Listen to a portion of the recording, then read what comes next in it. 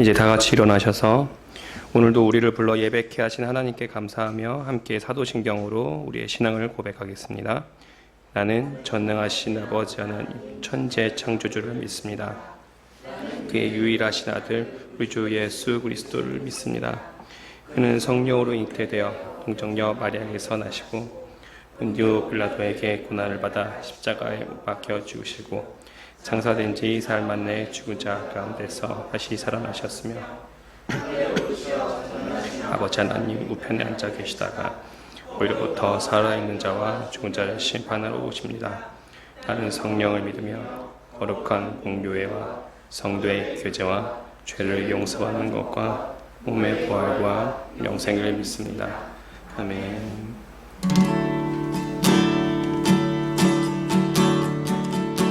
주를 위한 이곳에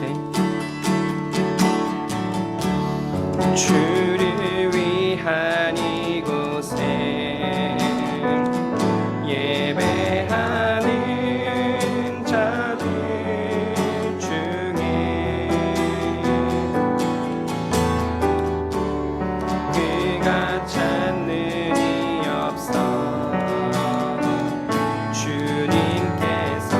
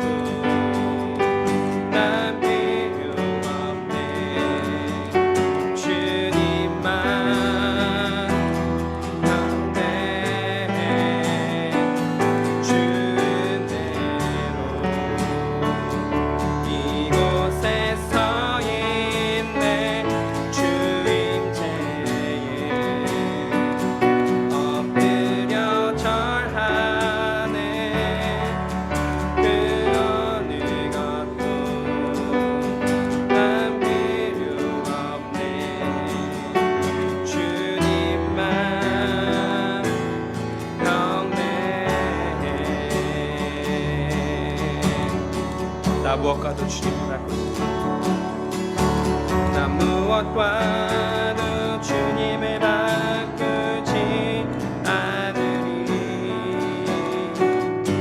나는 어떤 은혜 구하지 않으리 오직 주님만이 내 삶의 도움이시니 주의 얼굴 보기 원합니다 나 무엇과도 주님을 바꾸지 않으리 나는 어떤 은혜 구하지 않으리 오직 주님만이 내 삶의 도움이시니 주의 얼굴 보기 원합니다 나 무엇과도 주님을 바꾸지 않으리 나는 어떤 은혜 구하지 않으리 오직 주님만이 내 삶의 도움이시니 주의 얼굴 보기 원합니다 주님 사랑해요 주님 사랑해요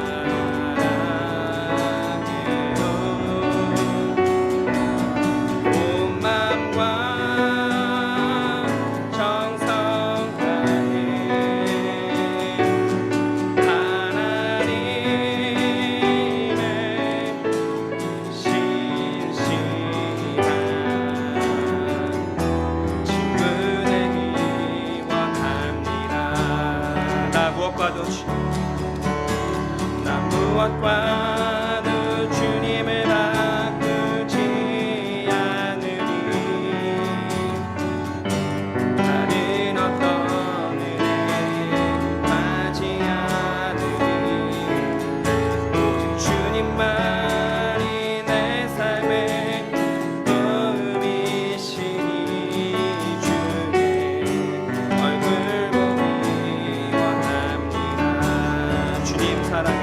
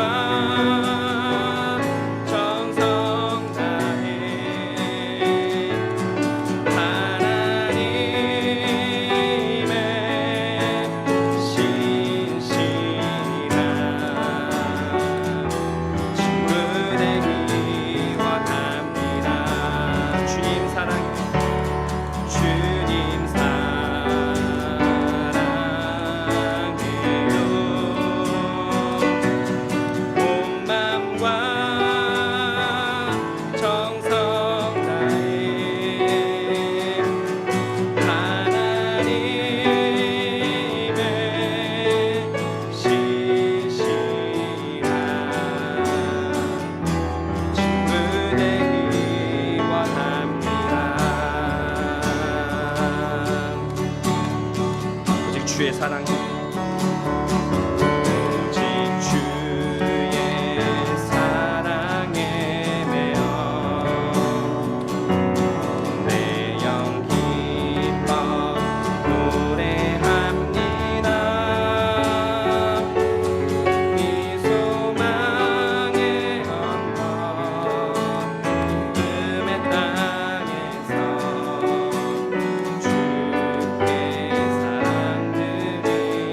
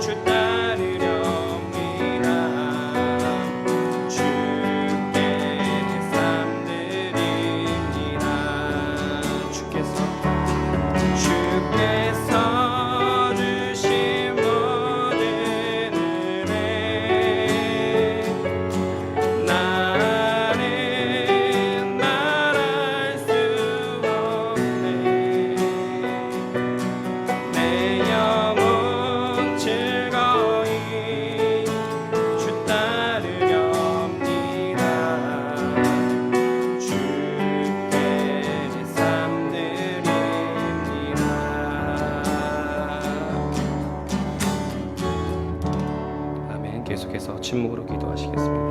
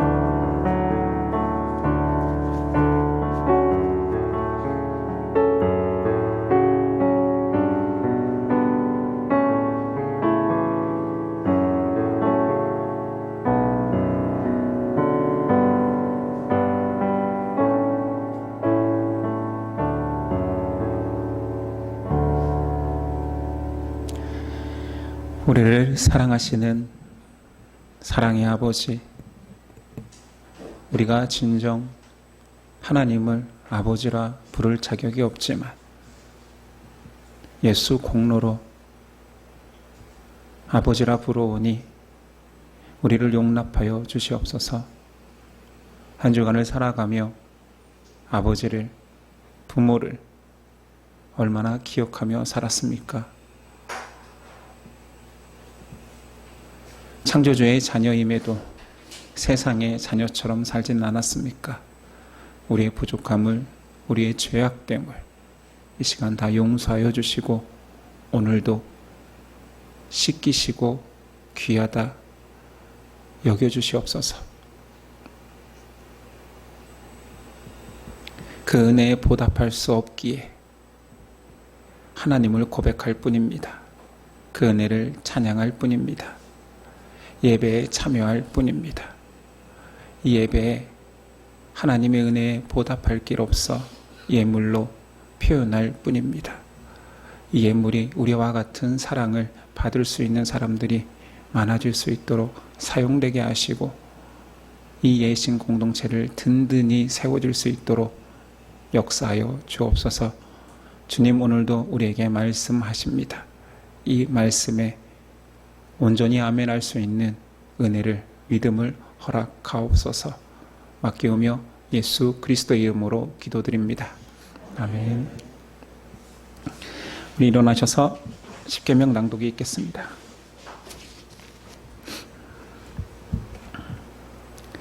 하나님이 이 모든 말씀으로 말씀하여 이르시되 나는 너를 애굽 땅 종되었던 집에서 인도하여 낸 내 하나님 여호와니라.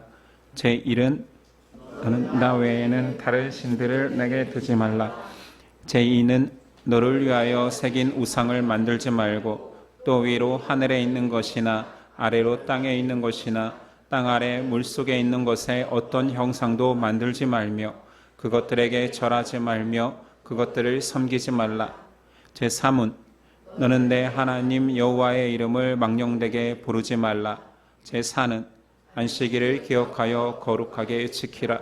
제5는 내 부모를 공경하라. 제6은 살인하지 말라. 제7은 간음하지 말라.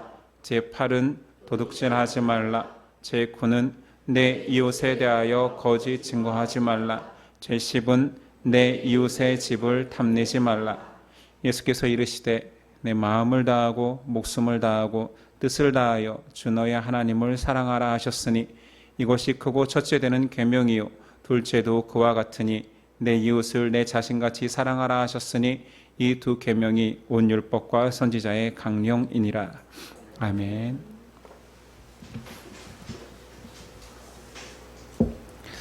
오늘 우리에게 주시는 말씀은 사사기 4장 11절로 24절입니다.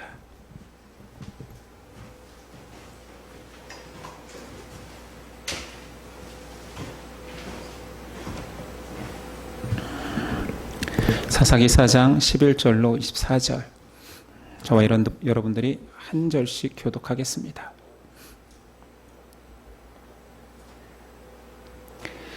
사장 11절입니다. 모세의 장인 호밥의 자손 중 겐 사람 헤벨이 떠나 게데스에 가까운 사하나님 상수리 나무 곁에 이르러 장막을 쳤더라.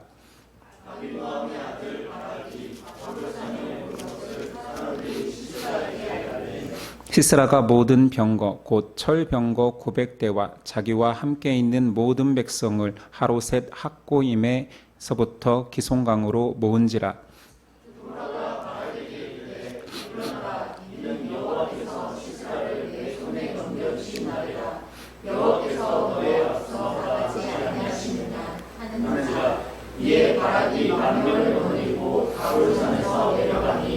여호와께서 바락 앞에서 시스라와 그의 모든 병거와 그의 온 군대를 칼날로 혼란에 빠지게 하심에 시스라가 병거에서 내려 걸어서 도망한지라.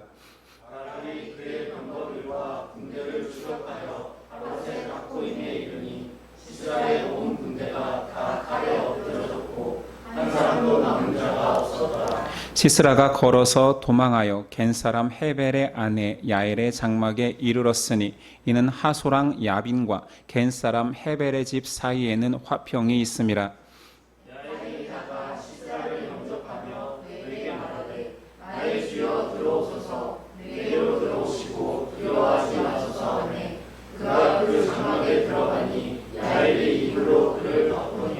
시스라가 그에게 말하되 청하노니 내게 물을 조금 마시게 하라. 내가 목이 마르다 하매 우유 부대를 열어 그에게 마시게 하고 그를 덮으니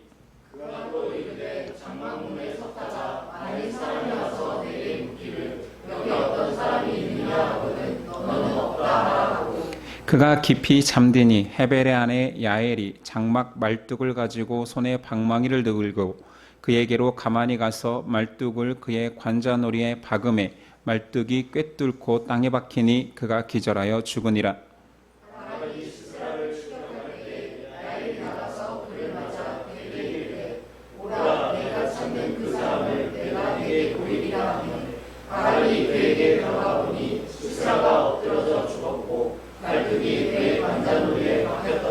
이와 같이 이 날에 하나님이 가나안 왕 야빈을 이스라엘 자손 앞에 굴복하게 하신지라. 이스라엘 자손의 손이 가나안 왕 야빈을 점점 더 눌러서 마침내 가나안 왕 야빈을 진멸하였더라. 아멘. 오늘 말씀의 제목은 계속된 전쟁의 이유. 계속된 전쟁의 이유라는 제목으로 은혜 나누겠습니다. 오늘 본문은 지난 시간에 이어 여사사 드보라와 바락의 두 번째 이야기를 나누고 있습니다. 다루고 있습니다. 이제 바락이 이스라엘을 모아 전쟁 준비를 합니다. 이스라엘 전역에서 모인 자가 10,000명이요. 이스라엘은 격정지인 기송강가로 향합니다. 객관적으로 이스라엘이 싸우려고 하는 군대 장관 시스라의 병력은 철병거 900승 그리고 처음부터 군인으로 모여진 정예 부대입니다. 이스라엘은 20년 동안 다스림을 받고 있었기에 결코 군대를 모으지도 못할 뿐더러 그들 안에는 무기도 없었을 것입니다. 농사나 짓던 그들이 정예병과 특별히 철병거 900승의 어마어마한 전투력을 가진 그들과 싸우면 그 결과는 불보듯 뻔합니다. 이스라엘이 모여서 훈련을 못했던 것은 차치하더라도 그들 자체에 무기조차 없었다라는 거지요. 완전히 이것은 불가능합니다. 10,000명이 아니라 100만 명을 모아도 질 전쟁이 뻔합니다. 그러나 전쟁의 결과는 이스라엘의 대승입니다. 그냥 압도적인 승리였죠. 이 승리는 이미 드보라를 통하여서 하나님께서 약속하셨습니다. 15절이야. 여호와께서 바락 앞에서 시스라와 그의 모든 병거와 그의 온 군대를 칼날로 혼란에 빠지게 하심에 시스라가 병거에서 내려 걸어서 도망한지라.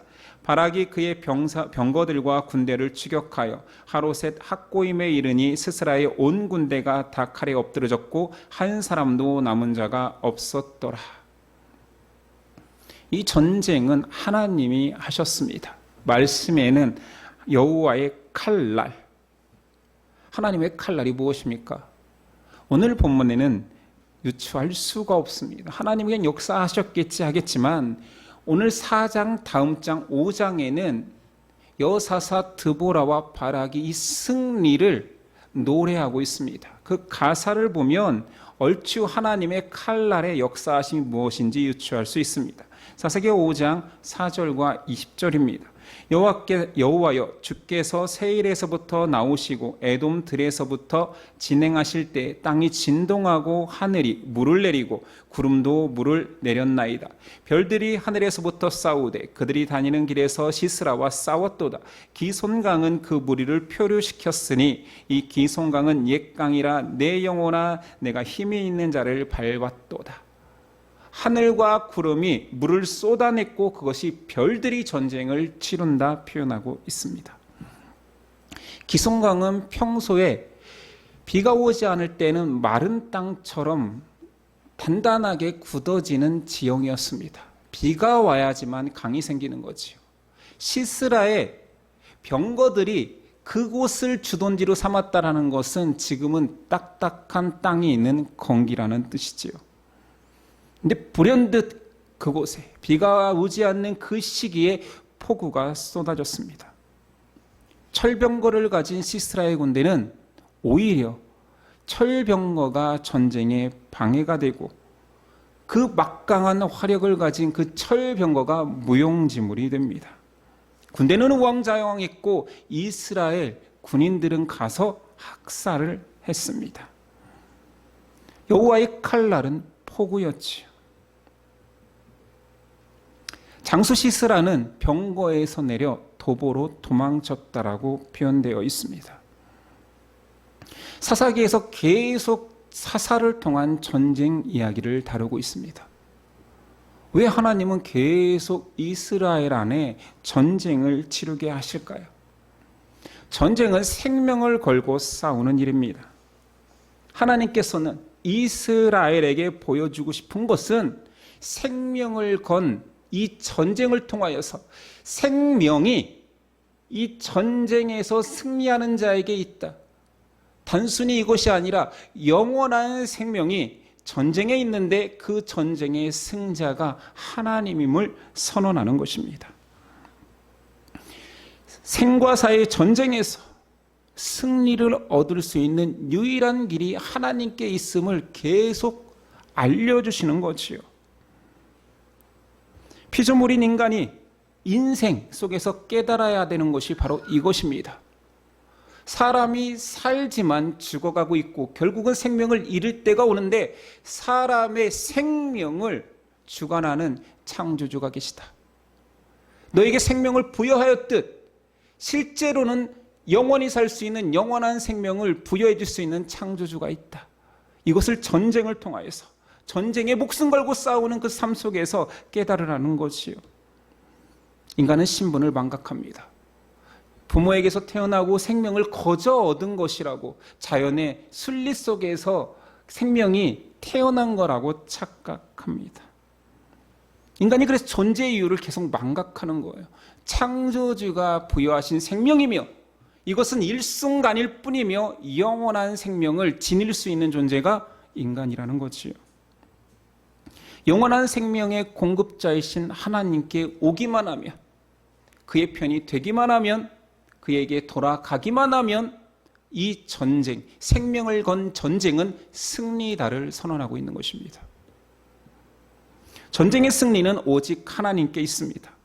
이스라엘 군대는 아무것도 안 했습니다. 하나님이 보내신 사사, 구원의 방식인, 통로인 그 사사가 아니면 이스라엘은 계속 포로로 살며 그냥 종되어서 죽을 수밖에 없는 존재였던 거지요. 하나님 구원의 손길이 없으면 인간은 살았으나 산 것이 아닙니다.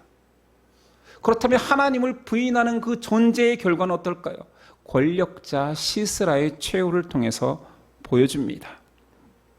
시스라가 전쟁에서 불리해지고 모든 병사가 죽고 자신만 홀로 살아 도망치기 시작합니다.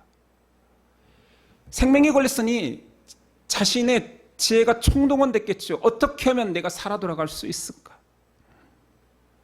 생각해보니 도보로 갈 수 있는 곳에 겐사람 헤벨의 집이 있습니다. 17절 시스라가 걸어서 도망하여 겐사람 헤벨의 아내 야엘의 장막에 이르렀으니 이는 하소랑 야빈과 겐사람 헤벨의 집에서는 화평이 있습니다. 자신이 모시는 왕 야빈과 이 헤벨이 친하대요. 그걸 기억하고 있는 거예요. 자신도 방문해 본 적이 있으니까 집을 찾아갔겠지요. 겐사람 헤벨은 11절에 모세의 장인 호밥의 자손 중 겐사람 헤벨이 떠나라고 표현되어 있습니다. 모세의 후손입니다. 우린 출애굽기에서 배웠습니다. 모세의 장인 호밥. 왜 호밥이라고 표현을 했을까요? 이드로 아닙니까? 또는 르우엘 아닙니까? 복스형. 여러분들의 생각을 한번 떠올려 봅시다. 이드로는 미디안 제사장의 호칭일 가능성이 크고 르우엘이 본래 이름이고 가정에서는 호밥이라 불렸을 것이라 말했습니다. 그럼 오늘 말씀에 모세의 장인 호밥, 근데 민수기 10장에 가닌 르우엘의 아들,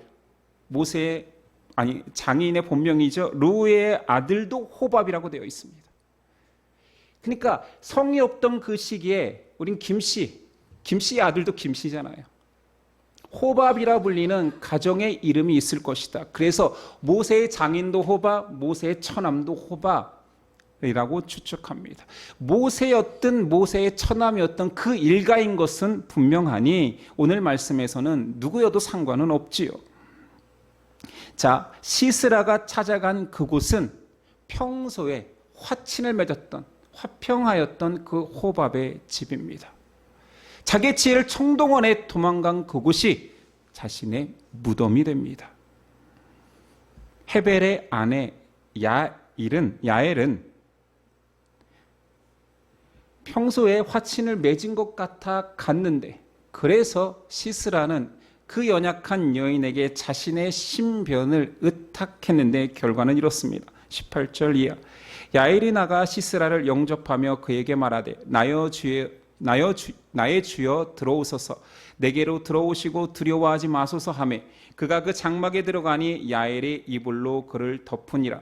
시스라가 그에게 말하되 청하노니 내게 물을 조금 마시게 하라. 내가 목이 마르다 하매 우윳부대를 열어 그에게 마시게 하고 그를 덮으니 그가 또 이르되 장막문에 섰다가 만일 사람이 와서 내게 묻기를 여기 어떤 사람이 있느냐 하거든 너는 없다 하라 하고 가장 안전한 곳이라 여기고 야엘 또한 그 가장 편안한 부모의 잠자리와 같이 영접합니다.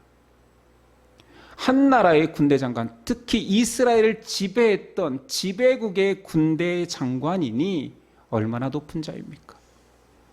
그런데 도망자가 되어서 한 여인의 집에 머무를 때에는 그 여인의 자녀처럼 절대 의존적인 모습을 비춥니다. 아니 세상에서 가장 높은 정점에 있어야 할 자가 오늘 묘사하기는 가장 나약한 자로 묘사되지요. 얼마나 그의 묘사에 집중을 했는지 한번 보십시오. 야엘이 그를 이불로 덮어줍니다. 그리고 목이 마르다 하니 우유를 먹입니다. 나를 찾는 자가 있으면 없다고 그래. 그랬더니 알았어. 진정하고 자. 무슨 모습 같습니까? 아이를 키우는 젖먹이를 가진 엄마의 모습 아닙니까? 이불도 덮어주고 젖도 먹이고 불안에 떨지 마. 내가 지켜줄게. 자. 재웁니다. 시스라의 모습은 사람이 추구하는 힘의 실체를 말하는 것입니다. 가장 높고 가장 강력할 것 같은 강대국의 군대 장관이 가장 연약한 한 여인의 품 안에서 잠든 젖먹이로 묘사됩니다. 성경은 가끔 너무 잔인할 정도로 해악적입니다. 꼭 이렇게까지 묘사해야 했습니까? 이게 뭐 그렇게 중요하다고. 그런데 중요하다라는 거죠. 사람의 힘의 실체를 밝혀야 하기 때문입니다. 흔히 이런 말을 쓰잖아요. 힘 있는 자를 표현할 때 날아가는 새도 떨어뜨린다. 그런 자 아닙니까, 시스라가? 그런데 생명이 경각에 달려 있으니 이 얼마나 한없이 초라하고 비굴합니까? 이불 덮어달라. 젖 좀 달라. 내가 자는 동안 나를 좀 지켜달라. 사람의 지혜로 자신이 생각할 때 가장 안전한 곳이라 여기던 그 지혜의 끝이 자신의 무덤자리였습니다. 이것이 하나님과 관계없는 사람의 비참함입니다. 아무리 높이 쌓고 존경받고 높아져도 그 실체는 생명이 경각에 달리면 비참하고 비굴하고 초라한 존재라는 거지요. 21절 그가 깊이 잠드니 헤벨의 아내 야엘이 장막 말뚝을 가지고 손에 방망이를 들고 그에게로 가만히 가서 말뚝을 그의 관자놀이에 박음에 말뚝이 꿰뚫고 땅에 박히니 그가 기절하여 죽은지라. 그 죽음 또한 상세하게 묘사하는데 비참합니다. 어린아이 같이 부모의 품속에서 잠든 것처럼 곤히 잠들었는데 그 여인이 도구까지 다 설명되어 있어요. 좀 끔찍한 거고 19금이잖아요. 말뚝을 가져오고 몽둥이를 가져와서 그의 자고 있는 관자놀이에 대고 쳤는데 땅에 그 끝이 박혔더라. 두개골을 관통하여서 직사한 거지. 말뚝, 우린 타프, 우리 캠핑 가서 타프를 쳐봤잖아요. 타프의 기둥을 연결하여서 줄로 꽁꽁 아무튼 고정하는 말뚝, 우린 쇠말뚝 긴 거, 제가 가진 말뚝 중에 제일 긴 것은 쇠말뚝, 타프 말뚝인데 망치를 항상 타프 가방에 들고 다닐 정도로 엄청 힘듭니다. 그 땅을 박는데도 땀을 쭉 뺄 정도로 굉장히 말뚝 박는 게 힘든데 사람의 두개골을 몽둥이 한 방에 박을 정도면 훈련된 사람 아닙니까? 전문적으로 말뚝 박는 사람 아니에요? 그런 의미에서 이제부터 타프는 여성들이 치는 걸로 합시다. 예심에서의 타프는 야일처럼 한 방에 적장을 죽일 수 있는 훈련을 위해서 타프는 이제 여성들이 치면 될 것 같습니다. 사사 드보라의 예언이 오늘 성취되었습니다. 이스라엘의 장수는 바락입니다. 근데 그 바락이 처음에 하나님의 부름에 망설임을 통하여서 드보라가 예언했지요. 이 전쟁의 영광은 너에게서 넘어갈 것이다. 이 전쟁의 영광이 한 여인 야엘에게로 넘어갔습니다. 성경은 또한 한 가정 안에서 남편과 아내의 모습을 비교하고 있습니다. 남편 헤벨은 하나님과 이스라엘보다 세상 힘을 더 의지하는 남자로 나옵니다. 그의 족보까지를 밝히는 거잖아요. 모세의 장인의 후손이라니까요. 그러니까 처가 아닙니까? 사돈간이에요. 그리고 오늘 이스라엘 땅에 그들이 들어와 있다는 것은 아마도 이스라엘이 가나안 정복할 때 같이 들어온 동맹을 맺은 이방 사람들일 것입니다. 이스라엘이 힘을 잃고 속국이 되자 세상 힘을 의지하여서 야빈의 편에 서서 그와 화친을 맺은 자입니다. 아내 야엘은 남편이 화친을 맺건 말건 더 중요한 하나님의 백성을 향한 하나님의 뜻을 더 의지하는 자입니다. 이것을 아예 대조하면서 비교하고 있는 거예요. 이 대조는 익숙하지 않습니까? 성경에는 이런 모습이 너무 많이 등장하니까요. 세상의 힘과 하나님께 순종이라는 대조죠. 남자가 의지하는 것은 세상의 힘입니다. 단순히 화친이 아니라 적극적인 우호관계였기 때문에 그 위기의 순간에 그 집으로 피신할 만큼 친하게 지냈다라는 거지요. 약하고 학대받는 이스라엘보다는 지금 그들을 통치하는 힘을 더 좋아한 것입니다. 사돈관계든 친인척 관계든 언약의 관계든 다 필요 없는 거예요. 당장의 유익을 위해서라면 힘 있는 자와 손을 잡는 남편, 남자가 등장합니다. 이것이 세상 논리 아닙니까? 헤벨의 신앙을 드러내고 있진 않지만 앞에서도 말했지만 그가 여호와 신앙을 가졌을 가능성이 큽니다. 아내가 하나님을 순종하는 자이니. 그럼에도 이익에 따라 교회가 아마 유익을 준다면 교인으로 살 것이요, 세상이 유익을 준다면 세상 사람으로 사는 자의 대명사 아닙니까? 반면 대조되는 여인, 아내는 하나님의 명령에 즉각 순종하는 자입니다. 야일은 처음부터 시스라를 죽일 마음에 시스라가 그의 집으로 도망쳐 왔을 때 주여, 주인님이라는 호칭을 쓰면서 경계심을 무너뜨립니다. 극진한 대접, 자녀를 대접하듯 극진하게 대접하여서 망설이지 않고 한 방에 두개골을 뚫을 수 있었던 것은 망설이지도 않고 굉장히 단호한 순종을 상징적으로 보여주는 거지. 전쟁의 상황을 살펴서 더 유리한 쪽에 붙어야겠다, 이스라엘이 이겼다는 소식이 들었으니 시스라를 죽여야 한다, 그런 것이 아니라 처음부터 순종할 마음이 있었던 것입니다. 시스라는 왕이 아닙니다. 야빈이 남아 있습니다. 그녀는 목숨 걸고 믿음의 길을 택한 순종의 사람으로 드러난 거지요. 사사기에는 이렇게 계속 비교하는 대상이 있고 오늘 말씀에는 남성의 우월성이 완벽하게 실추되고 여성의 위상이 높아집니다. 앞에서 등장했던 마마보이 바락은 닥쳤던 개마냥 시스라의 죽음만을 목격하고 놀랄 뿐입니다.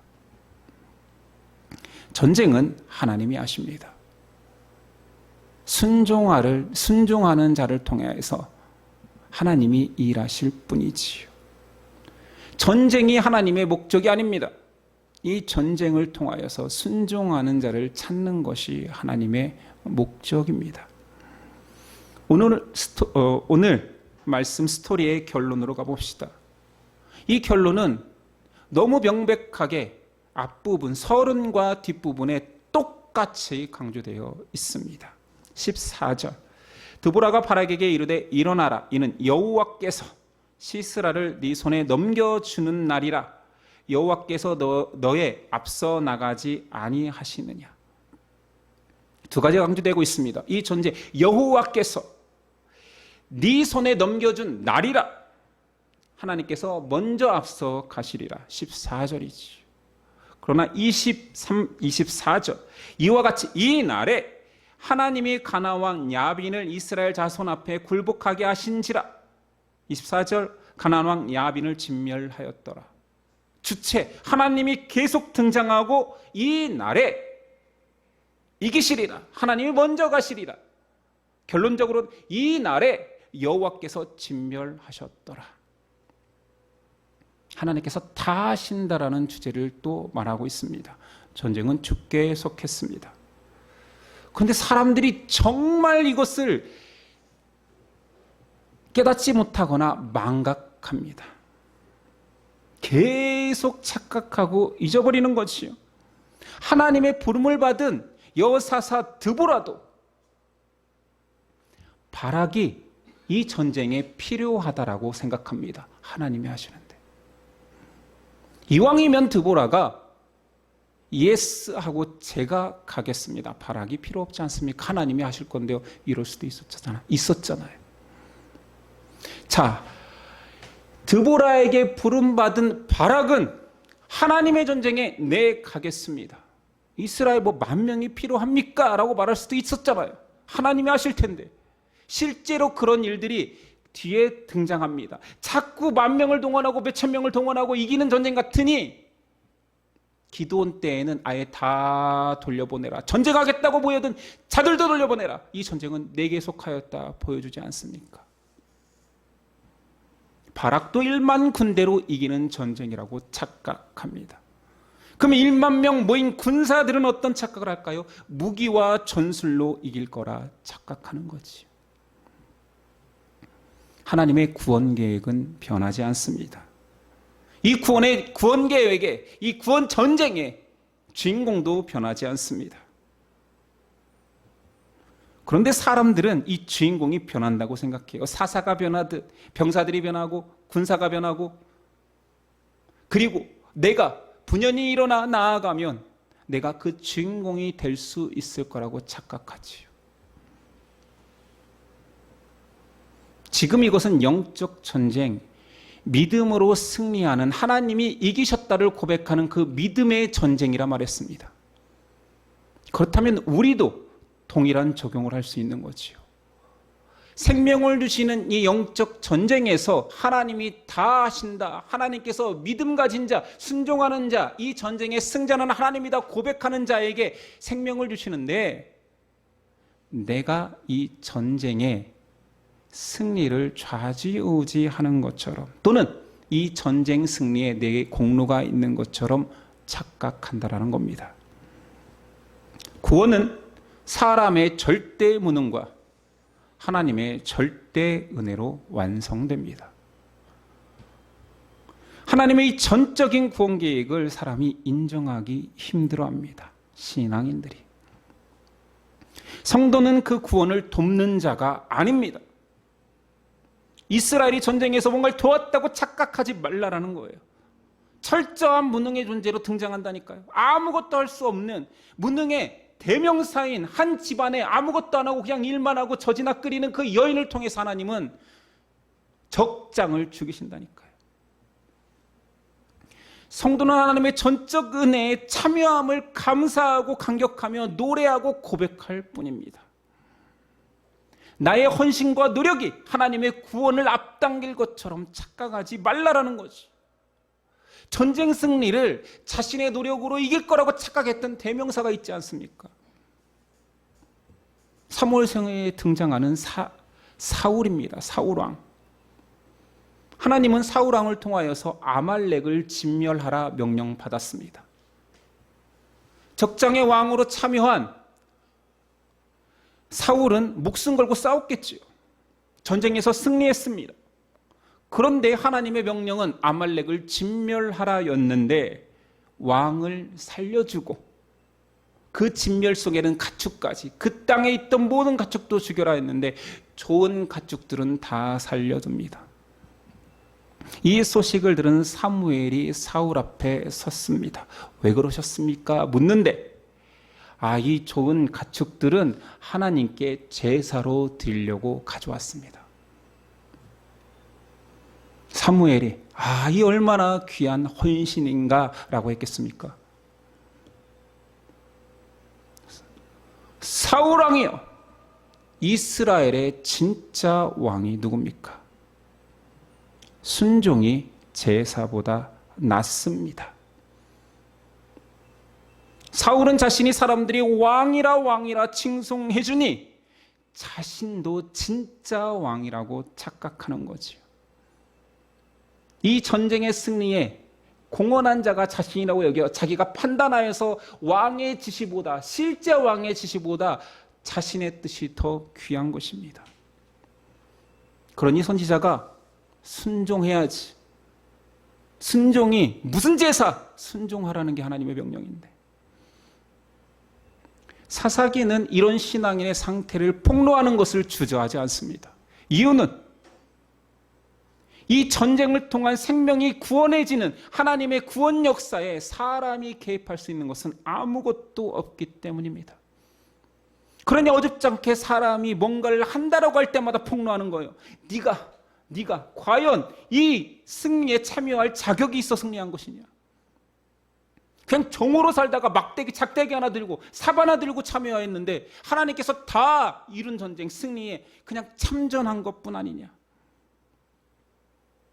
네가 생명을 진짜로 걸었느냐? 묻고 있는 거지. 그래도 어렵습니까? 고민하다가 이거 이해하기 좋은 예화를 하나 떠올려야 되는데 그냥 하나 만들기로 했습니다. 그래서 좀 유치하지만 한번 들어보십시오. 한 부부가 일평생 절대 바쁠 수 없는 최고의 귀한 셰프에게 미슐랭 5스타 있습니까? 3스타가 최고입니까? 미슐랭 1스타도 먹어본 적이 없었어요. 무료로 초대를 받습니다. 최고의 요리를 대접받고 너무 고마워서 그 셰프, 미슐랭 셰프를 불러다가 인사를 합니다. 우리가 평생 이런 음식 어떻게 먹습니까? 비싸서도 못 먹고 아버지도 못할 음식이 주셔서 감사합니다. 아내가 그렇게 인사하고 있는데 남편이 끼어드는 거지요. 내가 당신 여기까지 데려오지 않았으면 못 왔어 라는 것입니다. 그럼 아내들이 어떤 반응을 할까요? 네, 남편도 고맙습니다 그럴까요? 이 주체가 지금 이 감사의 자리, 이 한량없는 베품의 자리에서 당신이 그 한 일을 꼭 꺼내야겠어. 다시는 초대받지 못했다라는 안타까운 상황이 되겠지만 한술 더 뜨는 상황이 나옵니다. 막 고맙다고 인사하고 있는데 옆에서 수종 들던 웨이터가 셰프 앞에 딱 나서서 사실 숟가락은 제가 놨습니다. 참 민망한 상황이지. 이런 말도 안 되는 이야기를 제가 꾸몄지만 신앙인의 태도는 이것보다 더 민망하고 말이 안 됩니다. 생명을 구원했고 아무 공로 없이 믿음을 줬다라고 얘기하는데 내가 뭔가를 한 거 아닙니까? 제가 교회까지 걸어왔고 제가 하나님을 믿겠다 다짐한 건데 왜 하나님이 다 하셨다 합니까? 그리고 그 무례한 시종처럼 나도 헌신했으니 공로가 있다 또는 복을 달라 합니다. 이게 우리의 모습이라는 거예요. 이게 사람의 모습이라는 것입니다. 큰 은혜 앞에서도 한량없는 감당할 수 없는 은혜 앞에서도 자기 의와 자기 공로, 자기 노력을 주장하고 싶어하는 게 사람입니다. 사사기는 이 모습을 폭로하는 거예요. 너희가 하나님의 백성 아니라고 부인하는 자들도 아니다, 이스라엘아. 그런데 전적인 하나님의 승리에 참여케 하신 은혜를 아느냐? 아마 이 전투 직후에는 1만 명의 병사들이 집에 가서 막 하나님이 하셨어. 폭우가 쏟아져서 그들 스스로 막 칼부림하고 죽더라. 하나님의 칼이 임했어. 여사사, 드보라, 바락이 온 나라를 다니면서 노래를 합니다. 사사기 5장을 불러 제낍니다. 하나님이 하셨다. 하나님이 칼날이 하셨다. 폭우가 별이 떨어진 것 같은 놀라운 일들이 이루어졌다. 노래하고 다닙니다. 너희도 노래하라. 몇 개월 갔을까요?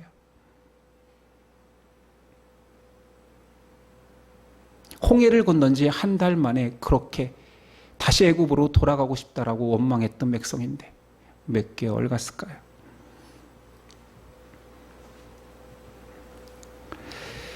하나님은 자신의 완벽한 구원 계획 속에 자신이 일하시고 사람들을 참여시킵니다. 이스라엘은 계속된 전쟁을 통하여서 그 주권적인 하나님의 역사를 경험하고 있는 것이지요.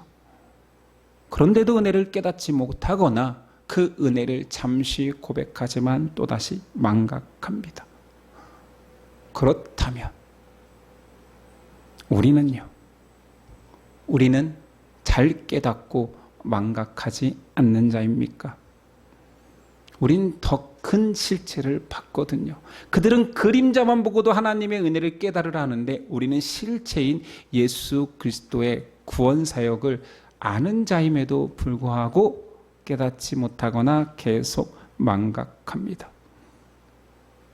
구약 이스라엘을 욕할 필요가 없고 구약 이스라엘보다 더 악한 신약의 성도들의 모습을 바라보면 됩니다. 오늘 설교의 제목에서 말하듯이 왜 계속된 전쟁이 필요합니까? 홍해를 건넌 이스라엘이 가나안을 정복해 한 이스라엘이 하나님의 은혜를 계속 망각하듯 십자가의 구속을 망각하는 것이 우리라는 것이기 때문이지. 우린 넘어지고 깨지고서야 내 힘으로 얼마든지 살아갈 수 있는 것처럼 살아가다가 세상에서 한번 크게 당해봐야 그 자녀들은 집에 들어와 엄마 품에서 웁니다. 오늘 말씀에서는 세상을 의지한 헤벨처럼 내 힘으로 뭔가를 이루고 내 관계를 통하여서 가장 높은 힘을 쟁취한 것처럼 살아가는 남편들, 남자들, 자기 힘을 자신의 공로로 여기며 그 힘으로 무언가를 이룰 거라고 여기는 그 남자들과 하나님께 순종하는 한 여인 야엘을 통하여서 전장에 아무 쓸모없는 그 여성을 통해서 구원을 이루시는 하나님을 계속 보여주는 거죠. 너희 공로 아니야. 너희 힘 아니야. 내가 다하는 그 승리하는 전쟁에 참여하겠느냐 묻고 있습니다. 우리에게도 인생은 전쟁과 같습니다. 전쟁이 아닌 인생을 살고 있는 자라면 그는 아직 어린아이인 거지요. 부모 품에 있으니 전쟁인지 모르는 것입니다. 생명을 건 전쟁 통해서 하나님은 우리에게 깨달으라는 것입니다. 전장의 공포를 느끼라는 거지요. 얼마나 무서운 곳인지 처참한 곳인지 울며 불며 하나님을 찾으라는 것입니다. 하나님 없으면 죽을 것 같아요라는 고백을 하는 자가 하나님과 함께하는 자입니다. 아직 세상이 너무 핑크빛이고 좋은 자는 그냥 아직 시험 당할 때가 아닌 것입니다. 그리스도의 십자가가 보이지 않는 것입니다. 하나님은 자기 백성의 거룩을 위하여서 그 십자가 고난 던지기를 주저하지 않는 분이신데 여러분에게는 주저하고 있고 흔히 말하는 축복만 쏟아지고 있다라면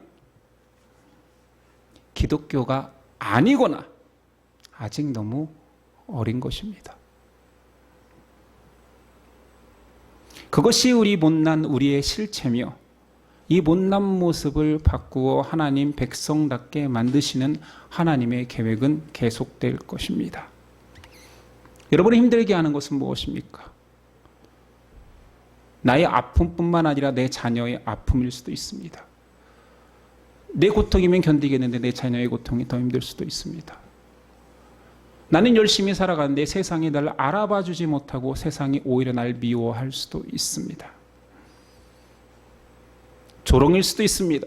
예수 믿으면 복 받는다는데 너는 왜 이렇게 인생이 꼬이냐. 아파트를 샀는데 값이 떨어지지요. 그거는 위로가 됩니다. 전 국민의 아파트 값이 떨어지고 있으니.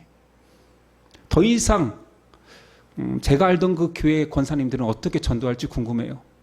내가 집 샀더니 하나님이 올려주셨다. 이런 간증을 되게 많이 했습니다. 여러분들은 어떤 전쟁을 치르고 있습니까? 아니면 전쟁이 있는지도 모릅니까? 여러분들은 하나님 앞에 어떤 기도를 드리고 있습니까? 아직도 큰 은혜보다는 작은 내 공로를 자랑하며 복달라 하고 있습니까? 교회에서 헌신 좀 하고 사울처럼 헌신 좀 하고 전쟁에 참여했으니 좋은 가축들은 좀 줘야 되는 거 아닙니까? 그리고 당황하니까 하나님께 드리려고 그랬습니다. 라고 정말 유치하게 살고 있지는 않습니까? 우리를 돌아봅시다. 사사기는 사람의 상태를 폭로합니다. 정확히 말하면 사사기는 나의 상태를 폭로하고 있습니다. 이 앞에 울며 회개하고 그게 저군요. 그 악한 종이 저군요. 그 악한 사악한 욕심꾸러기가 저군요. 고백하며 그러나 하나님 용서해 주세요. 그러나 하나님 저를 버리지 마옵소서. 하나님만 붙드는 저와 여러분 되었으면 좋겠습니다. 우리는 믿음을 자랑하는 자가 아니라 하나님 없이는 살 수 없다 고백하는 자임을 잊지 맙시다. 기도하겠습니다.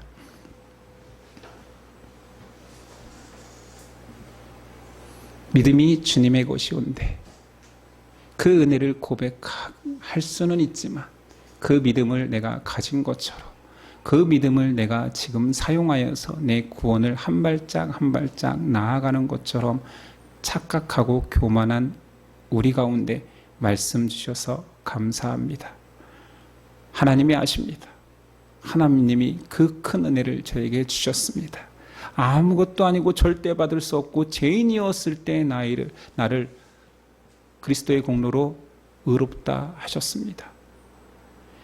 이 은혜를 계속 망각하는 우리를 위해 하나님은 우리 인생에 전쟁을 허락하십니다. 우리는 이 전쟁조차도 하나님을 원망하는 주제로 사용합니다. 왜 나에게 하나님 이런 것을 주시냐고. 은혜를 망각하기에 주셨습니다.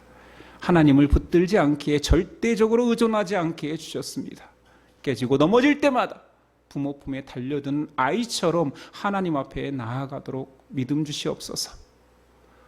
하나님 없이는 살 수 없습니다 고백하는 우리에게 그런 간절함을 허락하옵소서. 우리를 그렇게 하나님의 자녀 삼음에 피 흘리신 예수 그리스도의 이름으로 기도드렸습니다. 아멘. 일어나서 결단 찬송 드릴게요.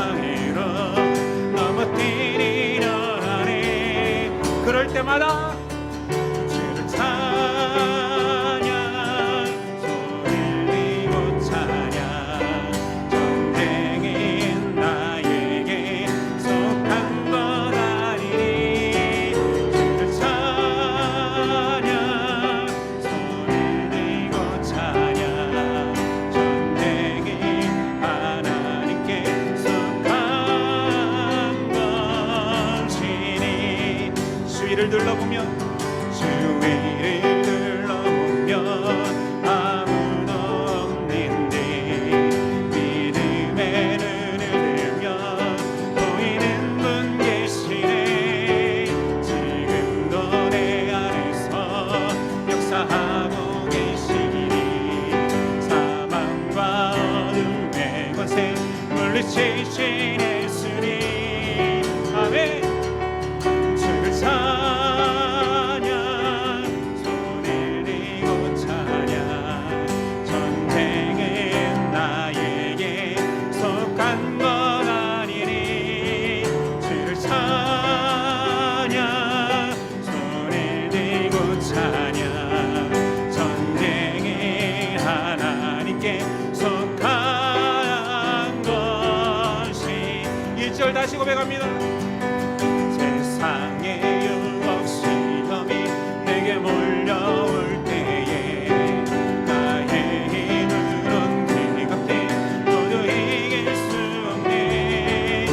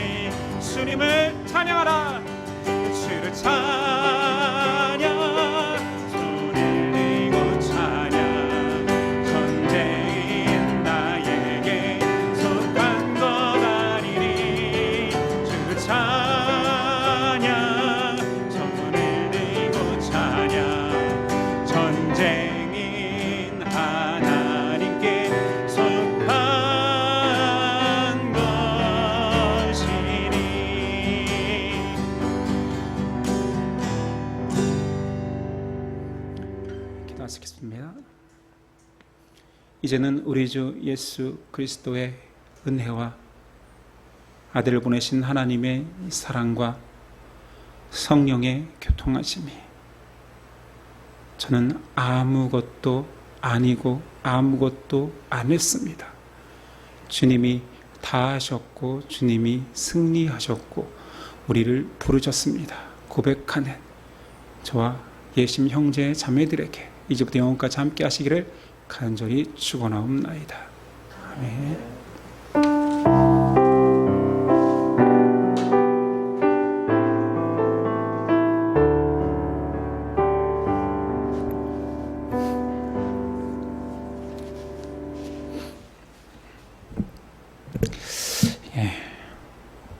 자극적인 인사 한 번만 하겠습니다. 주제가 자극적이었으니 뭐 전쟁까지는 아니어도 옆 사람과 뒷사람 아무나 좀 마음에 안 드는 사람 골라서 고백했으면 좋겠습니다.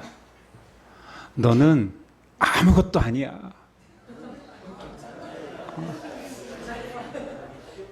한마디 더 해주세요. 이번에는 좀 덜 비운 사람한테 하세요.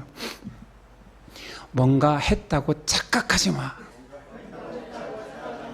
예, 여러분의 그 모든 고백이 제가 받겠습니다. 오늘은 오후는 소그룹입니다.